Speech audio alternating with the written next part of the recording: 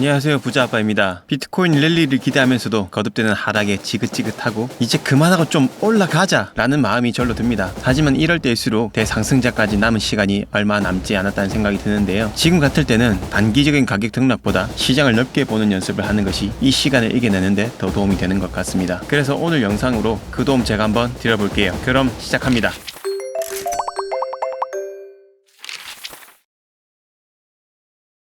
이번 주는 나스닥과 비트코인이 큰 폭으로 하락을 해주었죠. 이번 주 있었던 지표 발표들의 영향이 크다고 볼 수 있을 것 같은데요. 고용 관련 지표들로 파티를 했다고 할 수 있을 만큼 일자리 관련 지표들이 많았습니다. 바로 이전 영상에서도 고용 관련 이야기를 많이 했고 이 지표 발표들을 하나하나 다 자세히 설명하기에는 시간이 많이 걸릴 수 있으니 간단하게 정리해서 결론만 말씀드려 보겠습니다. 이번 발표들을 종합적으로 정리해보면 일자리가 예상보다 적게 생기고 실업률이 오르고 있죠. 이는 경제가 예전만큼 활발하지 않다는 신호이고 고용시장이 약해지면 사람들이 당연히 돈을 덜 쓰게 됩니다. 이는 기업들의 매출에도 영향을 줄 수 있고 경제에도 악영향을 주게 되는 거죠. 기업이 이익이 줄어들면 당연히 주식 가격이 떨어질 수 있죠. 특히나 기술주 중심인 나스닥은 이런 경제 변화에 민감하게 반응할 수 있고 나스닥과 더불어 비트코인도 아직까지는 투자자들 사이에서 위험 자산으로 보는 경향이 많기 때문에 가격이 빠지게 된 거라고 보시면 됩니다. 지금 미국은 빠르게 신용카드 연체율이 높아지고 있습니다. 이 차트는 미국의 신용카드 90일 이상의 연체된 부채 비율을 보여주는데요. 카드값도 내지 못하고 있는 상황에서 소비가 활성화되기는 쉽지 않겠죠. 또한 높은 금리로 연체 이자율도 높으니 더 상황이 좋지 않다고 볼 수 있겠습니다. 차트에 보시면 2000년대 초반과 2008년 글로벌 금융위기 시기에 신용카드 연체율이 급격하게 상승을 했고 이 데이터는 이 시기에 발생한 경기 침체와 연관이 있습니다. 경기 불황이 오면 실업률이 증가하고 사람들도 채무를 갚기 어려워지면서 연체율이 상승하는 거죠. 과거 2020년에 보시면 경기 부양을 해줬고 그로 인해서 카드 연체율은 낮아질 수 있었죠. 이 시기가 금리 인하를 했던 시기이기도 합니다. 그래서 이제는 금리 인하를 통한 유동성 공급으로 경기 부양을 해야 될 시기가 도래했다고도 볼 수 있습니다. 미국 달러에 대한 투기적 포지션을 나타낸 블룸버그의 자료에서도 보시면 2024년 피크를 찍고 달러 순매수 포지션이 감소하면서 달러 약세를 기대한다고 해석할 수 있는데요. 미 연준은 그동안 인플레이션 억제를 목표로 계속해서 금리 인상 정책을 이어왔죠. 금리 인상은 일반적으로 달러 가치를 상승시키는 요인이지만 투자자들이 금리가 일정 수준에 도달하고 더 이상 급격한 추가 인상이 없을 것으로 예상하면 달러에 대한 베팅이 줄어들 수 있습니다. 정리를 해보면 금리 인상 종료 예상, 경제 성장 둔화, 글로벌 경제 회복 기대 등이 결합된 결과인 겁니다. 그래서 비트코인과 같은 대체 자산에 대한 투자 수요 증가나 다른 외화, 금으로 자금 이동이 발생할 가능성도 열리게 됩니다. 그리고 금리 인하가 본격적으로 시작되면 글로벌 유동성이 더 증가를 하게 되겠죠. 이 녹색은 유동성이 풀렸던 것을 시각적으로 나타낸 표인데 이 유동성이 크게 풀렸을 때는 비트코인이 늘 대상승장이 왔었습니다. 현재까지는 풀린 유동성이 크지 않습니다. 그렇지만 이 정도만으로도 비트코인은 신고점을 만들어냈죠. 다르게 이야기하면 이 정도밖에 풀리지 않았기 때문에 아직까지는 폭발적인 상승이 오기가 힘들었던 겁니다. 그럼 과거처럼 제대로 풀리게 되면 비트코인의 가격은 어떤 일이 벌어질까요? 과거처럼 다시 한번 불꽃 같은 대상승이 올 수 있겠죠. 단 이 부분은 생각하셔야 합니다. 금리 인하가 된다고 하더라도 돈이 시장에 풀리는 데는 시간이 걸리기 때문에 금리 인하를 하자마자 바로 쭉쭉 올라가지는 않을 수 있다는 점 참고해 주시면 될 것 같습니다. 정보들을 실시간으로 받아보고 싶으신 분들은 제가 운영하는 텔레그램 채널에서 그때그때 올려드리고 있으니 들어오셔서 투자에 활용하시기 바랍니다. 입장료는 구독과 좋아요로 받겠습니다. 금리 인하를 앞두고 딱 시기적절하게 스위스에서 네 번째로 큰 은행 취리 캔톤 은행이 암호화폐 서비스를 출시했다고 합니다. 이렇게만 보면 그냥 시장에 쏟아져 나오는 무수한 기사 중 하나로 보일 수 있는데요. 그런데 전혀 그렇지가 않습니다. 상당히 큰 의미가 있다고 볼 수 있는데요. 일단 기사 내용 간단하게 살펴보고 가도록 할게요. 취리 캔톤 은행은 다른 스위스 은행이 암호화 거래 및 양육권 서비스를 제공할 수 있는 B2B 솔루션을 제공하기 때문에 캔톤 은행의 암호화 공간 진입은 자체 국민에게만 국한되지 않습니다. 보도 자료에 따르면 스위스 광역은행인 트루가우어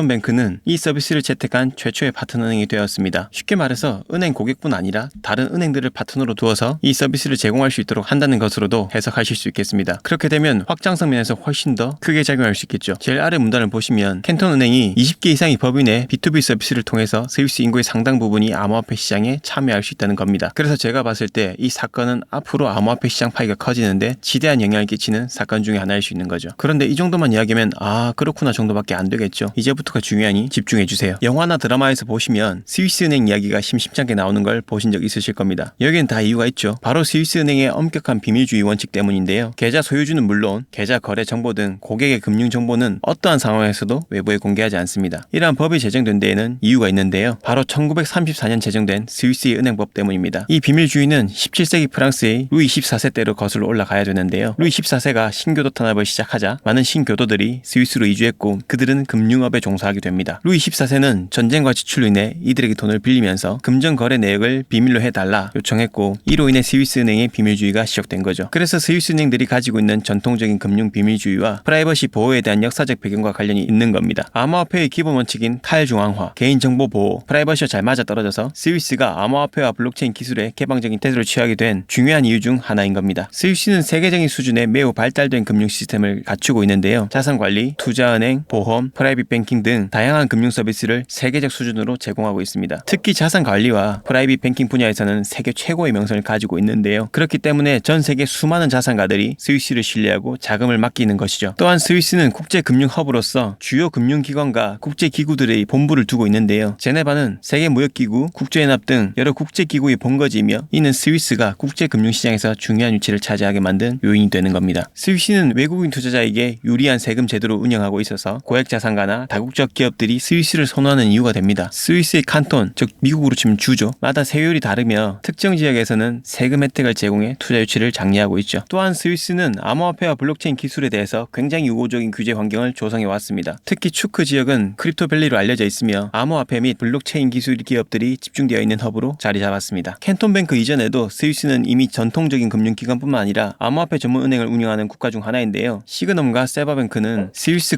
금융감독청으로부터 정시 승인을 받은 세계 최초의 디지털 자산 전문 은행으로 이들은 암호화폐와 디지털 자산의 보관, 거래, 자산 관리 이런 서비스를 제공하고 있습니다. 이러한 은행들은 비트코인, 이더리움 같은 암호화폐뿐만 아니라 디지털 자산을 이용한 파생 상품, 스테이킹 서비스, 토큰화된 자산 관리 등도 제공하며 개인 투자자와 기관 투자자 모두에게 서비스를 확대하고 있습니다. 그래서 캔톤뱅크의 암호화폐 서비스 출시는 더 많은 개인 투자와 기관들이 이 시장으로 유입되어 들어올 수 있는 입구를 더욱더 넓혀주는 계기가 될 수 있고 그 입구를 통해 더 큰 유동성이 들어올 수 있을 것이라 생각합니다. 그리고 러시아가 비트코인과 암호화폐를 국제무역에 사용될 수 있도록 허용하는 법안을 통과시켰다고 합니다. 이 법안의 통과 이유는 러시아가 러우 전쟁 이후 서방으로부터 강력한 제재를 받고 국제무역에 어려움이 따라서인데요. 국제은행 간 통신협회 스위프트 결제망에서 배제되면서 국제금융 시스템에서 고립되었죠. 이로 인해 러시아의 국제무역에 큰 지장이 생겼었습니다. 그래서 국제무역을 원활하게 하기 위해 암호화폐 같은 대체 결제 수단을 찾을 수밖에 없었던 거죠. 러시아의 국제무역 규모는 러우 전쟁 전 1조 달러 규모, 원화 약 1,300조 원 정도 되었는데 국제사회에서 루블화에 대한 신뢰도가 떨어지면서 8,500억 달러 규모로 감소했습니다. 그런데 이 부분을 비트코인이나 암호화폐 등으로 대체를 해서 지불을 하게 되면 코인 시장 입장에서는 큰 수요가 생기는 것이기 때문에 상승 압력으로 작용할 가능성이 있겠죠. 이제 온체인 데이터 한번 보면서 이야기해 보겠습니다. 보신 차트는 공포 탐욕지수 차트인데요. 현재 시장은 극단적 공포 상태입니다. 투자자들이 느끼는 심리 상태는 비트가 거의 2만 불대 위치했을 때랑 비슷한 수치인데요. 이때보다 가격이 2배 이상 높지만 거의 반년을 큰 박스권에서 횡보하며 투자자들을 괴롭히니 당연히 심리가 좋을 수 없겠죠. 그런데 영상에서도 여러 번 말씀드렸지만 비트코인 반감기 이후에 이런 자리는 오히려 기회의 자리일 수 있습니다. 과거의 사례에서도 볼 수 있듯이 투자자들의 심리가 극단의 공포에 가 있을 때 그 구간이 지나고 난 뒤에 조매수 자리였고 큰 상승을 해주었던 전례가 많습니다. 아마 지금 대부분 투자자들의 계좌는 마이너스일 텐데요. 적게는 10에서 20%, 포트폴리오에 따라서 많게는 6에서 70% 마이너스도 있으실 거라 생각이 듭니다. 계좌가 이런 상태라면 당연히 좋은 생각이 들 수 없겠죠. 저 또한 과거에 마이너스가 컸을 때 그랬으니까요. 그런데 그 부정적인 생각이나 감정들이 결정적일 때 실수를 하게 만듭니다. 올라올 듯 하면 하락하고 올라올 듯 하면 하락하고 하다 보니 마음속에서는